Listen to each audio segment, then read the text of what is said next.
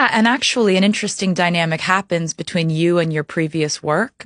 And it happens as soon as you put out your second record. Everything you do is a standing ovation on your first record if you're having that breakthrough record.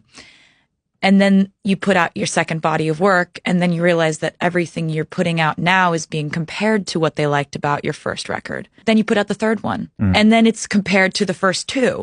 Then you put out the fourth one, then it's compared to the first three, and it goes on and on and on. By the time you're at album 7, you have such a strange, convoluted relationship with your previous work because you're like, damn it, All Too Well was a good song. And I knew with this album, it was like something that was almost a return to form. Like Reputation was such an important record for me because I couldn't stop writing. And I needed to write that album, and I needed to put out that album, and I needed to not explain that album. Because another thing about that album was I knew if I did an interview about it, none of it would be about music. And this entire like lover phase of my life, there's been no distraction from the music. Collaborators who, Jack is amazing. Like when I bring in a song that I've written 100%, some producers will not, like nowadays, some producers will not produce something that they didn't have a co-write on. We really haven't figured out a way to compensate the creators. And that's something that I'm always going to be very vocal about until I feel like it's fixed. I definitely want to, when I write a song 100%, I want credit for that. And I think that's fair.